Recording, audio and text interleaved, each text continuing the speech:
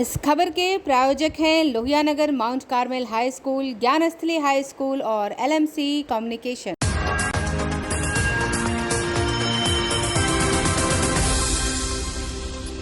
नमस्कार, मैं हूं दिव्या और आप देख रहे हैं आंखें न्यूज 24। विधानसभा में वर्ष 2022-23 के लिए 2,37,691 करोड़ रुपए का बजट पेश। स्वास्थ्य, शिक्षा, कृषि समेत 6 बिंदुओं पर फोकस। बिहार के बजट को लेकर आई मिलीजुली प्रतिक्रिया। सत्ता पक्ष ने सराहा तो विपक्ष ने की आलोचना। विधानसभा में आज विपक्ष का जबरदस्त हंगामा। भाजपा विधायक हरिभूषण ठाकुर बचौल की विवादित टिप्पणी पर हुआ घमासान।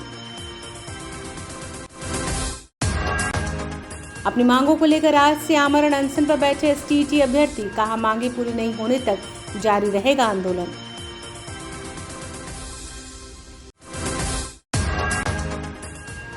पटना में आज फिर हुई भीषण डकैती। गांधी मैदान थाना क्षेत्र के टिम्बर हाउस में लूटे गए 12 लाख रुपए। अब खबरें विस्तार से। बिहार के उप मुख्यमंत्री सह वित्त मंत्री तारकिशोर प्रसाद ने आज विधानसभा में राज्य का बजट पेश किया। वर्ष 2022-23 के लिए पेश किए गए इस बजट में 2,37,691 करोड़ रुपए का प्रावधान किया गया है। एक रिपोर्ट। बिहार के डिप्टी सीएम और वित्त मंत्री तारकिशोर प्रसाद ने आज विधानसभा में वर्ष 2022-23 के लिए बिहार का बजट पेश किया।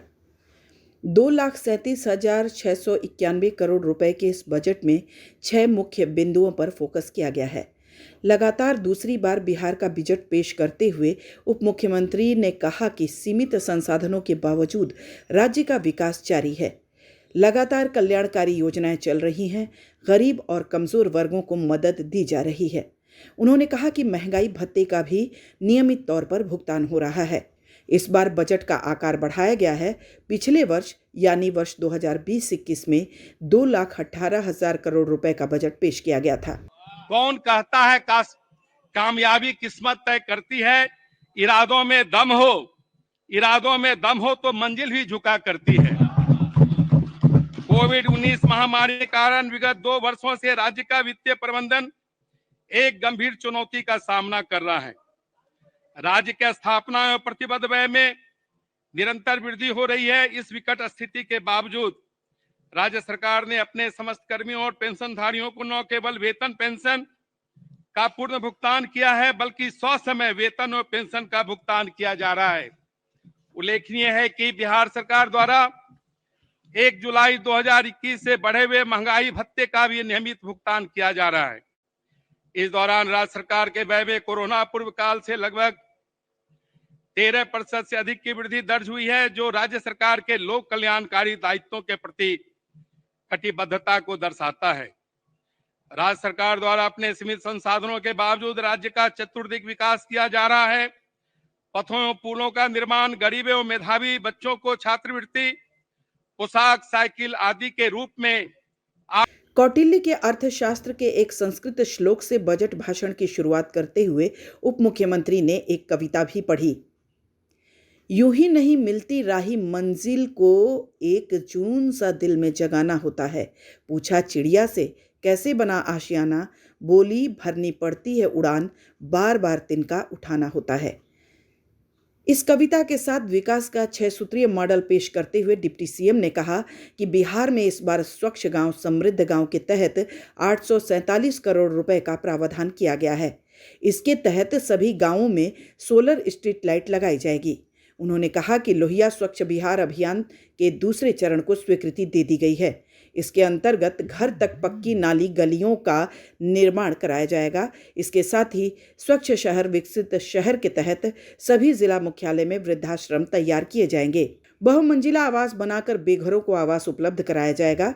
अपने बजट भाषण में उन्होंने कहा कि हर घर नल का जल के लिए 1,100 करोड़ से अधिक का प्रावधान किया गया है। इसके अलावा 700 करोड़ के क्रेडिट कार्ड योजना के लिए 200 करोड़ का प्रावधान मुख्यमंत्री स्वयं सहायता भत्ता के लिए और 225 करोड़ का प्रावधान कुशल युवा के लिए किया गया है। इस योजना अंतर्गत 225 करोड़ रुपए का प्रावधान किया गया है। हर घर नल का जल, इस निश्चय के तहत पंचायती राज विभाग द्वारा 57,995 वार्डों में कार्य प्रारंभ कर 57,603 वार्डों में कार्य पूर्ण करा लिया गया है। कुल लक्षित घरों में से 88,12,000 घर आच्छादित किए गए महोदय। लोक स्वास्थ्य अभियंत्रण विभाग द्वारा 26,239 वार्डों में कार्य प्रारंभ कर 26,088 वार्डों में कार्य पूर्ण करा लिया गया है। गुणवत्ता प्रभावित 30,163 वार्डों में कार्य प्रारंभ कर 29,335 वार्डों में कार्य पूर्ण करा लिया गया है। नगर विकास एवं आवास विभाग द्वारा 3,370 वार्डों में कार्य प्रारंभ कर 3,042 वार्डों में कार्य पूर्ण कर लिया गया है। इस साल बजट को 6 सूत्रों में बांटा गया है। ये सूत्र हैं स्वास्थ्य, शिक्षा, कृषि में निवेश, ग्रामीण शहरी आधारभूत संरचना का विकास और विभिन्न वर्गों का विकास।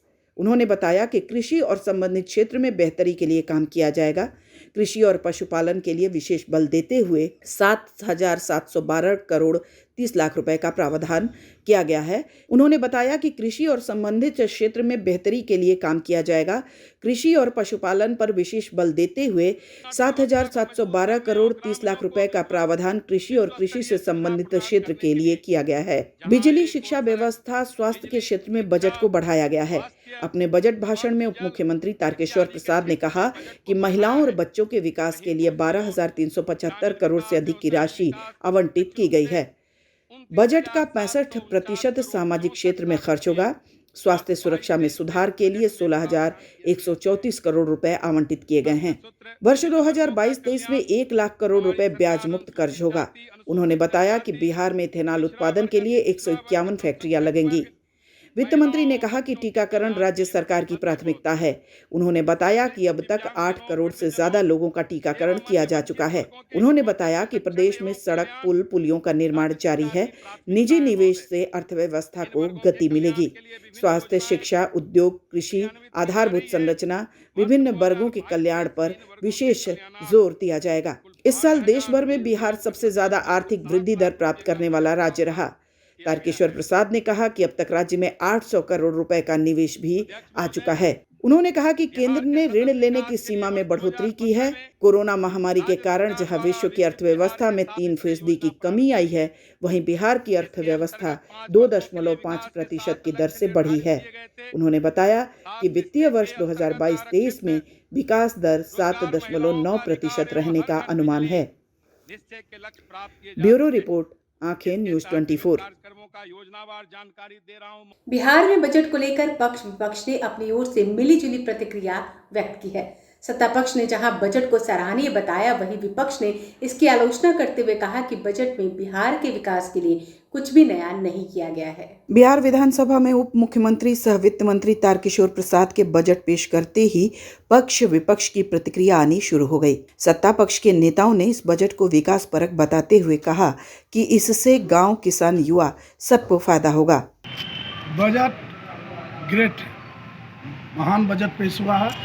आप ग्रेड जो कर रहे हैं, किस तरह से ग्रेड कर रहे हैं आप? इसलिए कि इसमें किसानों का है, बेरोजगारों का है, मजदूरों का है, मध्यवर्गीय सभी वर्गों का, माता और बहनों का है। माने किसी को नहीं छोड़ा गया, किसी को अनदेखी नहीं की गई है। भारत अब विश्व के मानचित्र पर पहला स्थान पाया है और माननीय प्रधानमंत्री नरेंद्र मोदी जो चाय बेचने वाले का बेटा था, वो गरीबों के दुख दर्द को समझा। उन्होंने महिलाओं को दर्द को उन्होंने समझा है, स्टूडेंट के दर्द को उन्होंने समझा है, व्यवसायियों को दर्द को उन्होंने समझा है। इसलिए ये बजट सबके लिए हितकारी है। बिहार सरकार ने उसके लिए बजट में प्रावधान किया, तो निश्चित रूप से यहाँ की मेधा शक्ति को बढ़ाने के लिए बिहार सरकार के बजट में प्रावधान किया। दूसरी बात है, जो शिक्षा पर और आग्रह बढ़ा, जो शिक्षा के क्षेत्र में ये आग्रह बढ़ा है, तो अब जो कॉलेजेस में टीचर की कमी है, उसको किसानों को, महिलाओं को, युवाओं को आगे बढ़ाने वाला बजट, ये बिहार के विकास के गति को और तेज करने वाला है। इस बजट से हम रोजगार, किसान और स्वास्थ्य, शिक्षा बिहार का और विकसित होगा और बिहार विकासशील राज्यों में अग्रसर होगा। वहीं विरोधी दलों के नेताओं ने बजट की आलोचना करते हुए कहा कि इसमें कुछ भी ऐसा नहीं है। उन्होंने कहा कि बजट में कई बिंदुओं की घोर उपेक्षा की गई है। देखिए, बजट में कुछ नया चीज़ नहीं है। पिछले बजट में भी वही सब बातें कही गई थी जो इस बजट में कही गई है। ये सिर्फ पुराने माल पर नया कलेवर चढ़ाया गया है और उसके अलावा कुछ नहीं है। इस बजट में 7 निश्चय पार्ट 2 की बात की गई, लेकिन पार्ट 1 अब तक पूर्ण नहीं हुआ है। बजट भोंगला बजट है, फेंकू बजट है। इसमें उत्पाद विभाग बेफालतू बयान दे रहा है कि आप अगर शराब पीते हैं, अगर पुलिस को बताइएगा तो आप जेल नहीं जाइएगा, उसको मर्डर करवाना है क्या? आपका प्रशासन में इतना क्षमता है क्या उसको आप बचा लीजिएगा? शराब कौन बेचता है? माफिया। बालू कौन बेचता है? माफिया। हम लोग आम गरीब है, उनका पता बता कर हमको मर्डर करवाना है क्या? आम लोगों की भी बजट को लेकर मिलीजुली प्रतिक्रिया रही। बजट से कभी आम जनता का फायदा होता है? ये बड़े बड़े बिल्डरों, बड़े बड़े पॉलिटिशियन के नज़र में रख करके बनाया जाता है। आप ही बताइए, कभी भी कोई चीज़ का दाम घटता है, इससे आपको क्या फ़ायदा होता है? देखने के लिए लगेगा चीनी का दाम 10 रुपया घटा तो आटा का दाम 10 रुपया बढ़ गया। आपको कोई डायरेक्ट फ़ायदा नहीं होने वाला है। बजट के अंदर में अगर आप जाइएगा तो देखिएगा बड़े बड़े बिल्डर, बड़े बड़े पॉलिटिशियन, उनके मद्देनज़र रख करके ये सब चीज़ बनाया जाता है। बजट का आकार बढ़ा है, जिससे यह स्पष्ट होता है कि बिहार में विकास हो रहा है।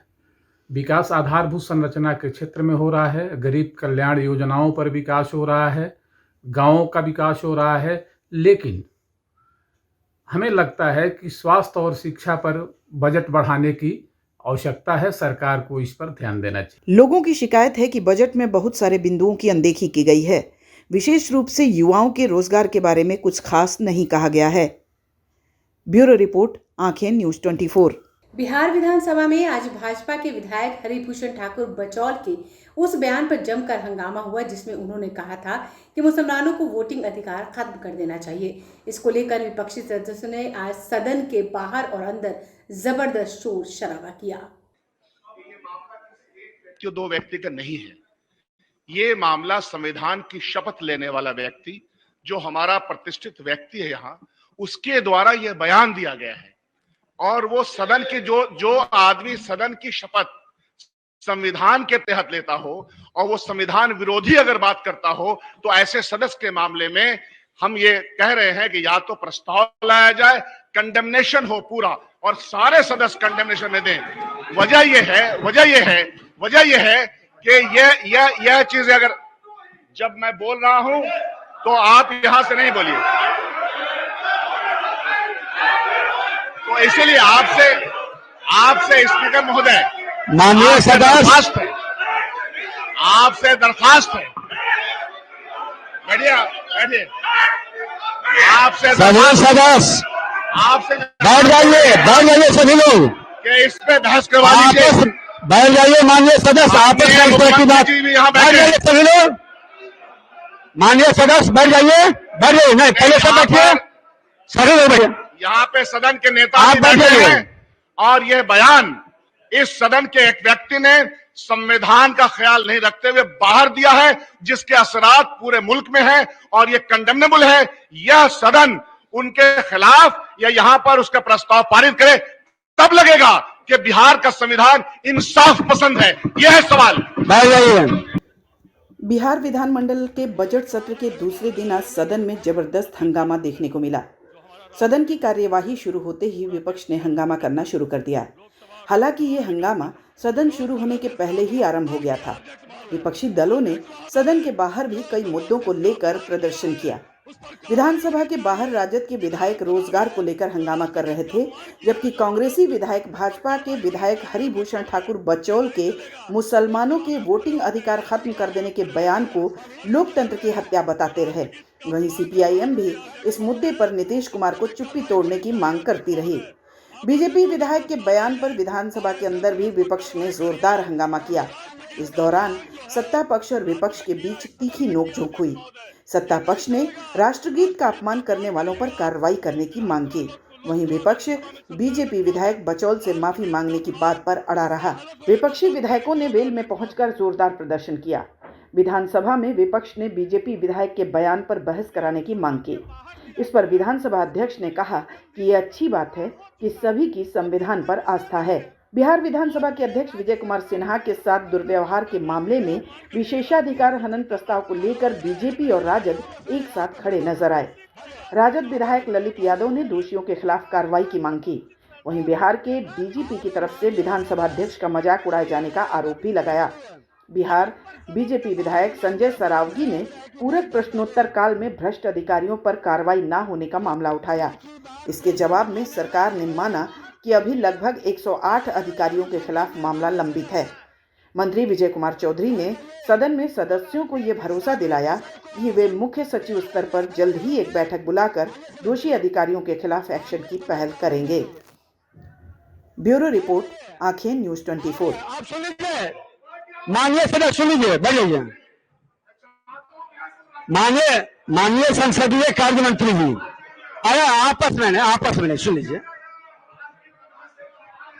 हाँ सुनिए। हाँ महोदय, माननीय सदस्यगण, आप सुन लीजिए। माननीय सदस्य, ये उचित नहीं है अपनी बात कहना, और जब माननीय मंत्री खड़े होते हैं उनकी बात को भी सुनना हम सबों की जिम्मेदारी है। महोदय, आज कार्य मंत्रणा समिति की बैठक लेते हैं एक छोटा सा break. I am Shalini Singh, principal of Luhianagar Mount Carmel School. Here in our school, we give best education and good environment to our students, where they can learn well.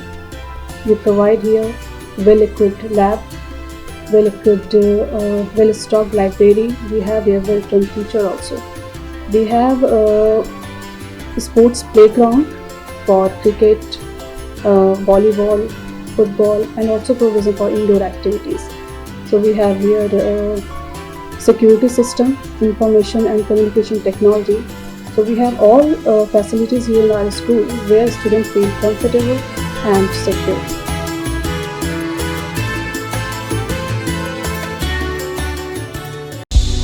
क्या आप पत्रकारिता के क्षेत्र में अपना कैरियर बनाना चाहते हैं? तो आज ही royal Ashoka institute of mass communication and journalism में अपनी जगह सुनिश्चित करें। आर्यभट्ट ज्ञान विश्वविद्यालय पटना से मान्यता प्राप्त 100% प्लेसमेंट के साथ royal Ashoka institute of mass communication and journalism, नामांकन जारी है। हमारा पता है DS/16 गायत्री मंदिर के समीप, कंकड़ बाग, पटना 8,20,000। आप हमें संपर्क भी कर सकते हैं। हमारा मोबाइल नंबर है 9955456126। ब्रेक के बाद आपका फिर से स्वागत है। पटना में पिछले कई दिनों से आंदोलन कर रहे STET अभ्यर्थियों ने आज से आमरण अनशन शुरू कर दिया है। उनका कहना है कि सरकार जब तक उनकी बातें नहीं मानेगी तब तक उनका अनशन जारी रहेगा। हम अपना अधिकार मानते, हम अपना अधिकार मानते, शिक्षा मंत्री मुर्दाबाद, नीतीश कुमार मुर्दाबाद। पटना में STET अभ्यर्थियों का धरना प्रदर्शन लगातार जारी है। सरकार की तरफ से सुनवाई ना होने से दुखी STET माध्यमिक शिक्षक अभ्यर्थी आज आमरण अनशन पर बैठ गए।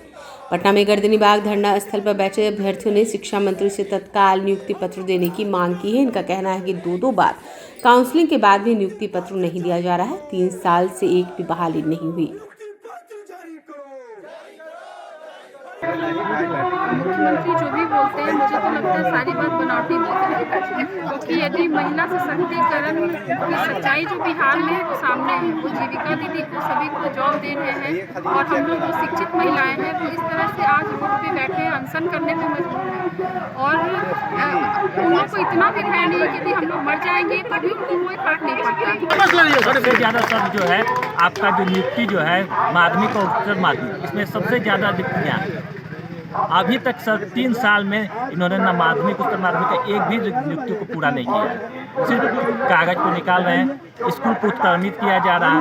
उत्क्रमित करने से क्या होगा सर? शिक्षक कौन है वहाँ पे? अगर आप नियुक्ति को शीघ्र पूरा करना चाह रहे हैं तो जल्द से जल्द सभी को नियुक्ति पत्र दें और व्यक्ति को नियुक्ति पत्र दें। अनशन पे बैठेंगे सर, जब तक नियुक्ति पत्र नहीं दी जाएगी, जब तक आज पेपर नहीं निकाली जाएगी, तब तक हम लोग अनशन पे बैठेंगे। तो सोमाल सरकार ने सुने तो क्या कीजिएगा? अनशन पे ही बैठे रहेंगे। क्यों नहीं सुनेगी?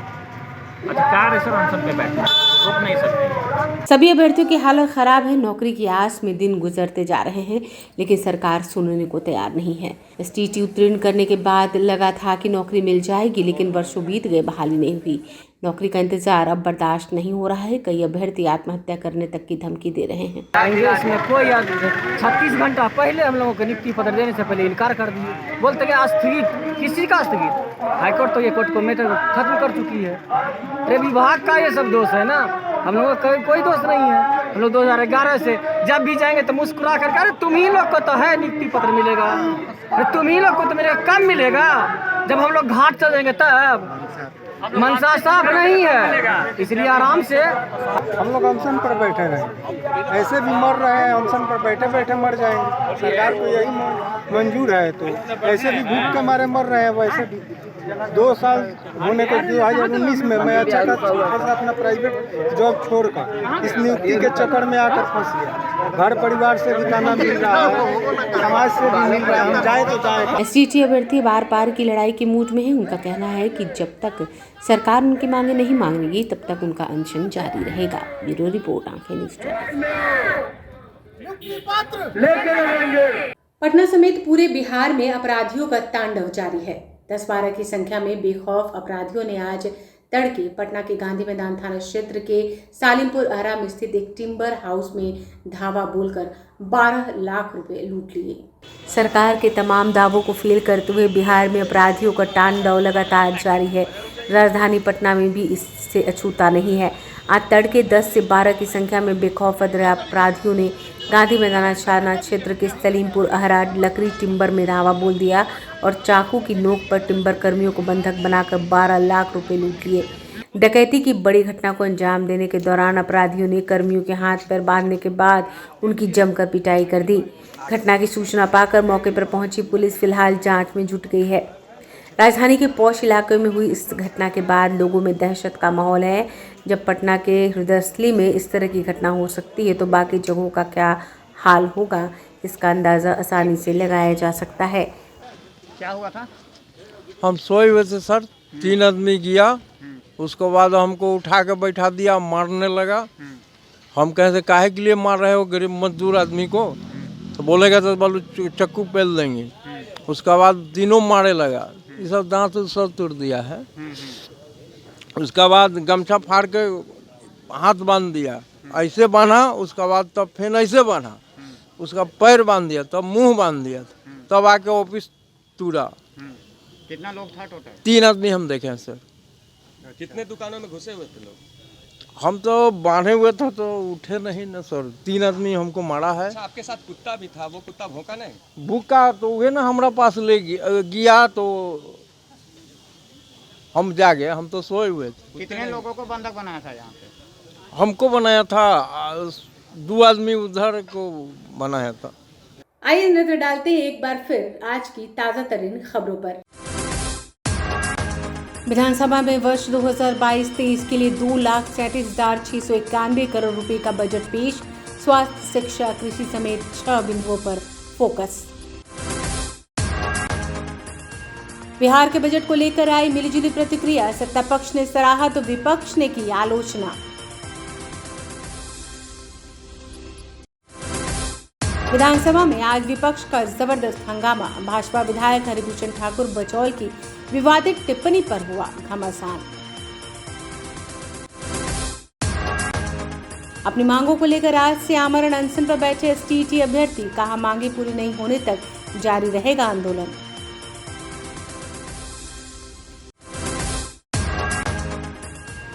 पटना में आज फिर हुई भीषण डकैती। गांधी मैदान थाना क्षेत्र के टिम्बर हाउस में लूटे गए 12 लाख रुपए। आज के लिए बस इतना ही। ताज़ा तरीन खबरों के लिए जुड़े रहिए आंखें न्यूज़ 24 के साथ और देखते रहिए आंखें न्यूज़ 24। अगर आपने अभी तक हमारे चैनल को सब्सक्राइब नहीं किया है तो इसे जल्द से जल्द सब्सक्राइब करें, लाइक करें, शेयर करें और कमेंट करें।